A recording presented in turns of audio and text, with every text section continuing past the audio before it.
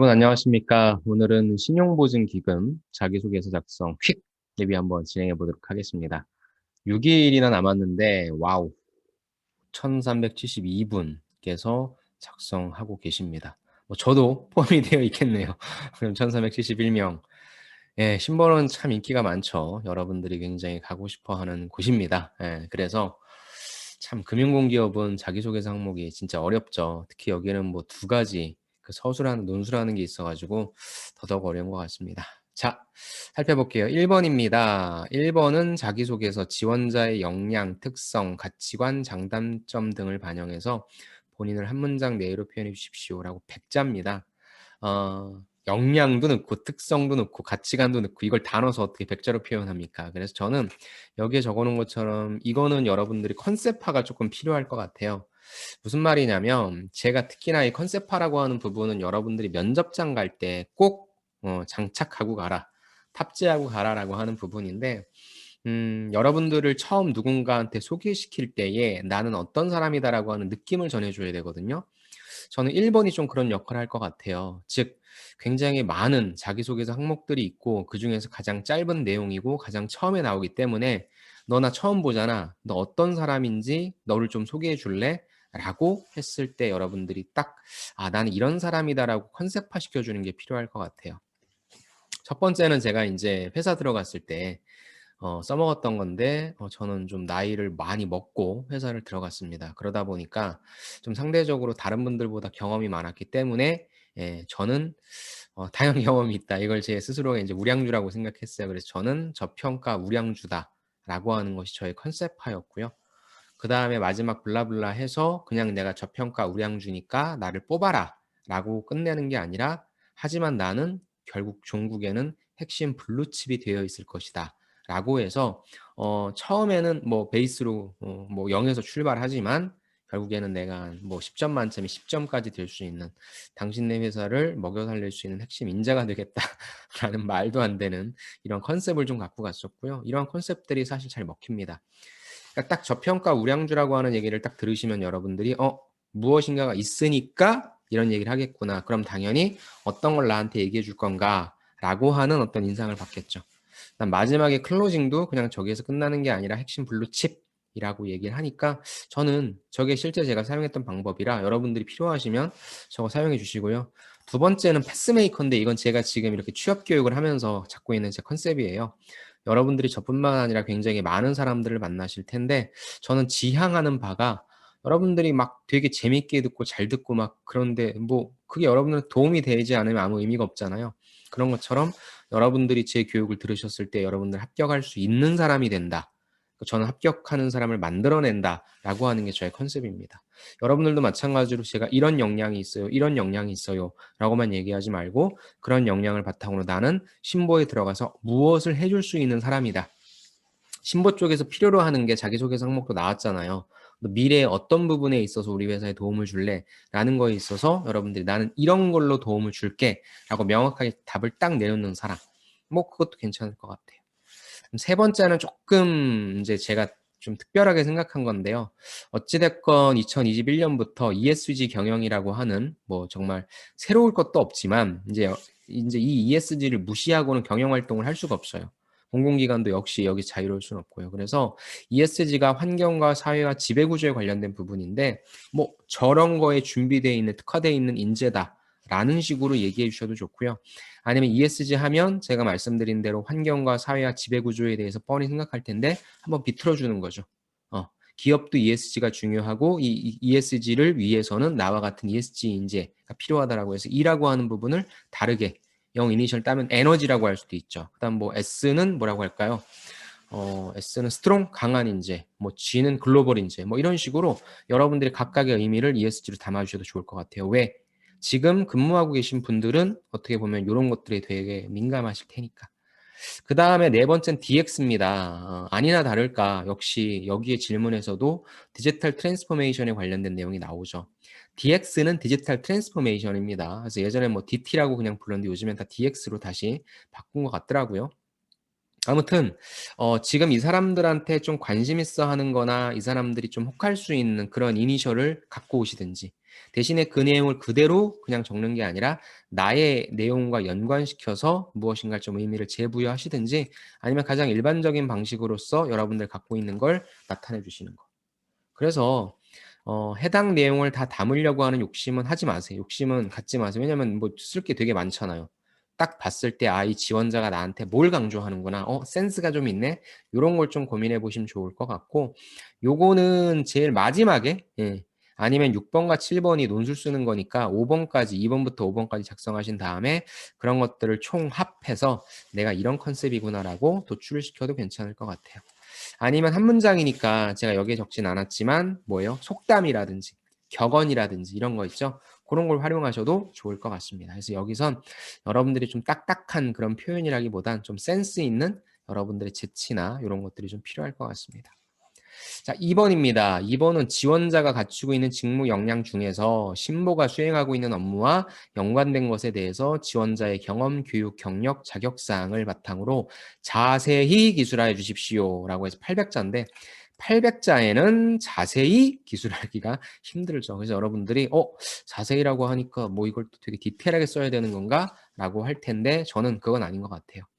그렇다고 한다면 글자 수를 조금 더 줬을 텐데 이거는 경험, 교육, 경력, 자격사항 등 네가 갖고 있는 것 중에 우리 신보에 연관됐다라고 생각하는 부분들을 좀 나열해 줘라라고 저는 이해하는 게 맞을 것 같습니다. 그래서 일단 신보 업무를 여러분들이 홈페이지에서 파악을 하셔야 되겠죠. 그중에서 여러분들이 관심 있는 것, 요건 내가 한번 좀 비비고 들어가서 접근할 수 있겠다 싶은 거, 가장 만만한 것도 상관없습니다. 아니면 진짜 내가 한 직무랑 연관성이 있는 것, 이건 이제 금융공기업을 원래부터 타겟팅해 놓으신 분들이 거기에 맞게 지식과 경험을 쌓으셨을 테니까. 후자가 조금 더 유리한 건 사실이지만 뭐 전자라고 해서 뭐 썩 그렇게 경쟁력이 없다라고 생각하지는 않습니다. 예. 그러니까 저는 뭐 둘 중에 하나로 여러분들이 빨리 선택해 주시고 이제 브릿지를 나와야죠. 그 해당 직무를 하기 위해서는 어떤 역량이 필요하다라고 본다. 아니면 해당 뭐 직무를 하기 위해서는 뭐예요? 몇 가지가 필요하다라고 본다. 라고 해서 저는 여기 써 있지만 집중적으로 쓰기보다는 나열 방식으로서 무엇을 통해 지식 쌓았다. 무엇을 통해 경험 쌓았다. 둘 다 있으시면 둘 다 아니면 한 군데만 있다라고 한다면 한 가지씩만 한 가지씩의 팩터들을 써주셔도 괜찮을 것 같아요. 그래서 여기선 조심하실 게 자세히 기술하라라는 거에 자세히에 매몰되지 마시고 나열하는 게 좋을 것 같습니다. 그래서 홈페이지에 있는 것 찾으시고 가장 접근하기 쉬운 걸로 선택하시는 것도 괜찮을 것 같습니다. 어차피 돈 빌려주는 거잖아요. 그렇죠? 그 은행에서 대출하는 업무랑 사실 똑같습니다. 자, 그런 걸로써 하나 선택해 주시면 됩니다. 3번 갑시다. 참. 신보는 기업의 도전과 성장에 힘이 되는 동반자, 저 같은 사람 도와주는 거죠. 비전을 세우고 이를 실현하기 위해 첫 번째, 혁신적이고 역동적인 경제를 선도한다. 그렇죠? 사회적 가치 기반의 공공 서비스를 창출한다. 그렇죠? 세 번째는 고객과 함께 지속 성장이라는 3대 전략 목표를 설정하고 있다. 이 전략 목표 중에서 입사 후 가장 크게 기여할 수 있는 것을 한 가지 선택하고 역시 역량 토대로. 즉 2번에서는 그냥 전문 용어로 퉁쳐 가지고 너 뭐 준비했니? 신보랑 연결되는 건 다 얘기해 줘라고 한다면 3번에서는 조금 더 너 우리가 이런 세 가지 정도의 비전 갖고 있거든. 이 중에서 너 관심 있는 거 하나 선택해. 라고 한다면 저는 쉬운 게 이제 2번이나 3번이 되겠죠. 아마 3번이 제일 쉬울 거예요. 고객과 함께 지속 성장. 저도 이걸 좀 선택했는데 아니면은 사회적 기반 가치의 공공 서비스 창출이라는 게 뭐 신보가 사회공헌 활동하는 것도 있겠지만 어찌됐건 코로나19로 인해서 이제 각종 재난 지원금 등 많은 분들이 이제 좀 도와줘야 되는 그런 상황들이 좀 생겼잖아요. 그래서 금융적으로 어떤 부분에 도움을 줄 수 있을 것인가. 꼭 돈만 주는 게 도움 주는 거 아닙니다. 금융 기반의 어떤 교육을 시켜주는 것도 좋은 거니까 여러분들이 요런 것들을 요 두 가지에서 선택하시는 게 아마 좀 쉬울 것 같아요. 그래서 여러분들이 관련된 부분에 있어서 또 내 내용을 집어넣어야 되니까 여러분들이 있는 내용 그걸 연관시켜서 하나 선택해 주시기 바랍니다. 그래서 신보의 기업 분석 내용이 여기 좀 필요하죠. 각각이 어떤 내용인지 간단하게 파악해 주시고 저 같은 경우에는 3번 고객과 함께 지속 성장을 할래요.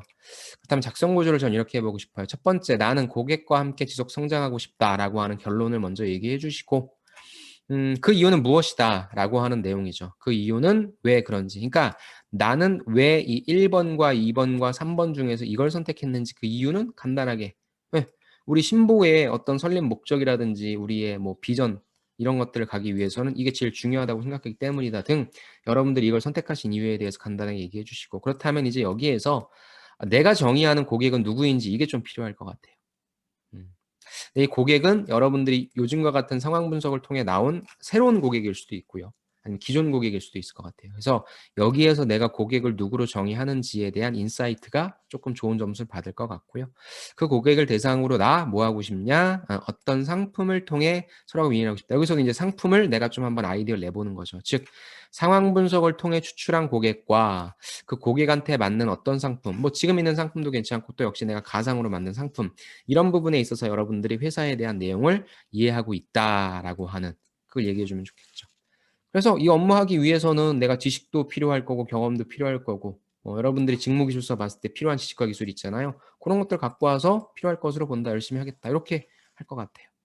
그래서 이런 것들은 제가 늘 말씀드리지만 오픈북 시험이다. 답은 똑같아요. 뭐 얼마나 대단하겠습니까? 하지만 얼마만큼의 기업 분석 내용을 바탕으로 고객과 상품을 정의하느냐. 전 이게 하나의 어떠한 좀 핵심이 되지 않을까 싶습니다. 다음에 4번입니다. 이게 조금 어려우셨죠? 디지털 기반에서 빅데이터 기반한 상거래 신용지수 도입. 어찌 됐건 사람들한테 돈 빌려줘야 되는데 이 사람이 신용이 좋은지 안 좋은지 뭘 가지고 알 수 있어요? 빅데이터 기반으로 알 수 있는 거죠. 또 비대면 서비스, 그러니까 DT죠. 디지털 트랜스포메이션을 추진해서 차별화된 공적 금융 서비스를 제공하고자 역량을 모으고 있지만 정작 찾아보면 다 똑같습니다. 아직까진 그래요. 그러니까 핀테크 업체가 있고 테크핀 업체가 있는데 테크핀 업체가 대단한 혁신을 하는 거지 핀테크 업체들은 대단한 혁신을 하지 못해요. 기반 자체가 금융이기 때문에. 차라리 이런 부분들은 여러분들이 이제 좀 정보를 소싱하는 게 필요하죠. 그렇다면 문제는 뭐냐면 나한테 너는 DT 뭐 한 거 있냐? 그럼 DT 한 거 있어요? 드라이브 스루 말고. 그래서 DX라고 하죠. 디지털 트랜스포메이션을 하기 위해서 뭐 디지털 교육 받은 거 있으면 좋죠. 진짜 금융인이 되기 위해서. 그리고 뭐 금융교육원인가요? 거기서 이 DT 교육 하잖아요. 그런 거 했으면 딱 좋은데 그렇지 않은 분들이면 어떻게 할 건데요. 그래서 이를 바탕으로 나는 또 뭐 할 수 있는지 제시해 주십시오. 참 문제 어렵죠. 일단은 디지털 전환에서 포스코의 디지털 마인드라고 이게 있어요. 예, 제가 이거 산업은행 때도 여러분들한테 좀 보여드렸는데 디지털 마인드라고 하는 것이 무엇이면 이거 검색해 보세요. 포스코 경영연구원의 디지털 마인드 검색하시면 돼요. 그러면 뭐가 나오냐면 디지털 마인드가 뭔데? 디지털 경험이 있으신 분들은 그대로 쓰시는데 디지털 마인드라고 하는 게 디자인 싱킹도 괜찮아요. 어, 디자인 싱킹도 괜찮으니까 요거 무엇인지 좀 보시고 인문학 요것도 너무 좀 어거지긴 하지만 인문학 뭐 디지털 시민 정신, 뭐 디지털 리더십 등 조금 디지털에 연관된 부분들이 없는 분들 있잖아요. 그런 분들은 그냥 이런 거 보시고 내가 생각했을 때 나는 디지털 트랜스포메이션의 직접적인 교육은 없지만 이러한 마인드를 갖추기 위해 노력했다라고 전 써낼 것 같아요. 특히나 디자인 싱킹이 굉장히 좋아하거든요, 요즘 기업에서. 요걸 좀 소재를 바탕으로 해서 한번 읽어보시고 나는 이런 것들을 갖추기 위해서 노력했다라고 하는 내용을 말씀해 주시면 좋을 것 같아요. 그래서 나는 디지털 요거죠. 요걸 먼저 써야 되니까 나는 디지털 마인드가 무엇이라고 생각하고 어떤 노력을 했다라고 해서 그 내용을 서술을 할 것 같아요. 그다음에 요걸 한 절반 정도 쓰고 인제 그렇다면 이후에 DX를 어떻게 입힐 것이냐라고 하는 부분인 거죠. 앞서 제가 요걸 3 번을 선택했다라고 한다면 뭐 요 상품도 내가 어차피 4 번에 DX에 상품을 쓸 거라고 한다면 저는 3 번도 DX에 관련된 상품 그다음에 4 번도 DX라고 한다면 내가 뭐 다른 걸 또 만들어낼 필요는 없잖아요. 그래서 DX를 어떻게 금융에 입힐 것인가. 근데 요런 거죠. 빅데이터 기반의 상거래 신용지수 도입한다라고 하는 부분. 그다음에 비대면 서비스 확대. 그럼 이 부분도 뭐예요? 대출을 꼭 만나지 않고 비대면으로써 해줄 수 있는 거니까 당연히 금융의 DT 아니면 금융의 DX 찾아보세요. 디지털 트랜스포메이션 금융 이렇게 찾아보시면 아까도 말씀드린 것처럼 테크핀 업체에서 하는 것들이 좀 나와요. 그런 것들을 갖다 접목시키면 돼요. 이것도. 그래서 여러분들이 이런 부분들을 쌓기 위해서 직접적으로 내가 IT 배운 건 없지만 그러한 마인드라든지 리더십이나 쌓기 위해 노력했다라고 하고 써내시면 되니까 이런 식으로 절반 대 절반 써내주시면 될 것 같습니다. 요거 제가 한번 찾았었는데 요거 일단은 제가 그냥 검색해 보니까 이렇게 세계 비즈에 은행권 DT 혁명, 그러니까 이땐 DT라고 나오잖아요. 이게 DX로 언제부턴가 바뀌었어요. 디지털 기업으로 변신하는 은행들 해서 시리즈로 나와 있는 게 있더라고요. 네, 그래서 요거 보시면 뭐 시리즈 몇 가지가 있는데 다 똑같습니다. 다 똑같아요. 그래서 디지털 혁명 해 가지고 뭐 몇 가지 나온 게 있으니까 예 고 관점에서 여러분들이 이 기사도 한번 좀 참고해 보시고, 이 기사뿐만 아니라 그러니까 카카오라든지 뭐 그다음에 네이버라든지 이런, 그다음 토스 이런 데에서 디지털 트랜스포메이션을 하기 위해 어떻게 하는지, 그다음에 해외 사례도 보면 좋고요. 그 두 가지를 좀 봐 주시면 좋겠네요. 다음 마지막입니다. 이건 뭐 제일 쉽죠. 우리의 인재상은 공기업인으로서 기본 인품과 금융인으로서의 성장 자질을 갖추고 미래 신보의 미래 가치를 창출하며 사회적 책임을 다하는, 이제 다시 만들어야 될 것 같아요. 너무 추상적이에요. 기본 인품, 성장 자질. 그렇다면 이거 우리한테 공을 넘기네요. 그렇다면 당신이 생각했을 때 기본 인품은 무엇이냐? 본인은 어떻게 이에 부합하냐라는 부분입니다. 뭐 쉽죠. 그럼 내가 내리는 기본 인품은 무엇이다? 어, 공기업인으로서의 기본 인품인데, 저는 단순히 공공기관에 근무하는 사람으로뿐만 아니라 특히 금융인이잖아요. 앞서서 뭐였어요? 신용지수 도입해야 돼요. 그죠? 그럼 여기에 있어서 누군가한테 돈을 빌려줘야 되는데, 내가 친한 사람이고 나한테 잘해주는 사람이라고 그 사람한테 좀 유리하게 해주면 안 되겠죠. 철저하게 필요한 게 저는 객관성이라고 봐요. 그래서 뭐 객관성이라든지 뭐 기본 원칙을 지키는 거라든지, 저는 금융인과 금융공기업인으로서 여러분들이 지켜야 되는 기본인품이 무엇인지 정의 내려주시고, 그 이유, 금융에서는 무엇보다 객관성 파악이 중요하다. 신뢰를 잃게 되면 누가 우리한테 와서 뭐 도움을 요청하겠는가? 항상 뭐 비난만 받겠죠. 금융회사들이 가장 아킬레스건이 신뢰잖아요. 그렇죠? 그래서 요걸 저는 그런 관점을 해줄 것 같고, 나도 뭐 그래서 그런 기본을 지키기 위해서 학생의 기본은 뭐 학습, 공부하는 거기 때문에 항상 그거에 맞춰서 하려고 했다. 뭐 엄청난 유혹이 들어와도 나는 놀지 않고 공부했다 등등. 이 사례는 괜찮아요. 이 사례는 괜찮고, 여러분들이 뭐 금융인으로서 연관된 사례 쓸 수 있으면 좋겠지만, 아니면 뭐 공공기관에서 근무하신 분들은 공공기관에서 이러한 원칙 준수라든지 이런 걸 요구하는구나라고 얘기해 주시면 좋겠지만, 그게 아니라면 저는 관련해서 가벼운 사례도 괜찮다라고 생각합니다. 그래서 가장 쉬운 질문이 아닐까 싶습니다. 여러분들이 이걸 무엇으로 정의 내리느냐에 따라 달려 있습니다. 다음에 6번과 7번 같은 경우에는 진짜 어렵죠. 약식 논술인데, 사실 여러분들은 요게 이제 신보가 뭐 하는 거냐면, 저는 이걸 되게 깊이 있게 썼다라는 부분도 있겠지만 허술을 줄이는 목적이라고 생각해요. 물론 제가 신보 자기소개서 볼 때마다 깜짝깜짝 놀랍니다. 와, 진짜 애썼구나. 근데 거의 다 비슷비슷하게 써요. 왜냐면 여러분들의 생각을 쓴다라기보다는 뭐예요? 다 자료 서칭한 다음에 믹싱하니까. 그래서 일단은 전 제일 중요한 게 글자 수를 맞춰주는 게 중요하다고 생각합니다. 가급적이면 1500자의 글자 수를 저는 미니멈 80%, 맥스는 100%딱 맞춰주면 제일 좋겠죠. 그 다음에 어떻게 믹스할 것인가라는 부분입니다. 제일 좋은 거는 1500자니까 여러분들이 제시하는 그런 어떤 의견에 대해서 바로 그걸 하나로 쭉 가기엔 좀 멀어요. 그러니까 어떤 찬성과 반대란 게 있으면은 그거에 대한 여러분들의 견해를 같이 더해 주시면서 어떻게 하면 이 두 가지가 융합돼서 정반합이라고 하죠. 융합돼서 가장 좋은 안이 나올 것인가 라는 부분을, 그러니까 찬성되는 부분, 그거에 의해서 뭐 문제가 야기되는 부분 등, 근데 그걸 이렇게 하면 최소화시킬 수 있다라고 하지만 그러기 힘들죠. 힘드니까 저는 자료 서칭한 다음에 믹스해 주시고요. 이건 일단 양을 좀 맞춰주자라고 하는 부분과 구조화를 좀 시켜줘서 여러분들이 무엇인가를 말하고 있다라고 하는 부분에 있어서의 포지션을 좀 해주자. 그래서 제일 처음에 무엇이다라고 생각한다. 그 다음에 이제 그 이후에 이제 얘가 제일 중요하겠죠. 얘가 뭐 한두 세 개 정도가 나와주면 될 것 같고, 그래서 나는 이걸 좀 주장한다라는 부분입니다. 다 비슷비슷해요. 그러니까 너무 여기에 매몰되지 마시고요. 결국에 이 정도의 인사이트 능력, 그리고 이걸 통해서 우리 기업이 뭘 하고 있는지 공부해 와라. 저는 그러한 목적이라고 생각합니다. 그래서 너무 쓰는데 그렇게 시간 투여하지 마시고 하루 정도, 하루하루, 그 다음에 나머지 기간 동안엔 여러분들이 경험 정리하시고 마지막에 1번 정리해 보시는 게 어떨까 싶습니다. 네. 신보는, 그리고 이건 그냥 제 개인적인 의견인데요. 이걸 뭐 진짜로 잘 못 쓴 분들도 합격을 많이 하시더라고요. 아무튼 제 개인적인 의견이었습니다. 자, 어려운 자기소개서죠. 신보. 참 여러분들 입장엔 짜증나는 걸 텐데 저는 이게 맞다고 봐요. 허수도 줄일 수 있고, 진짜 지원할 사람만 지원하게끔 만들어 놨잖아요. 그래서 여러분들의 이야기, 또 회사 이야기를 골고루 잘 묻고 있으니까 너무 부담 갖지 마시고 한번 잘 작성하셔서 여러분들이 원하시는 신보에 꼭 합격하시길 바랍니다. 함께 해주셔서 감사드리고 저는 다음 시간에 다른 자기소개서로 찾아뵙도록 하겠습니다. 감사합니다.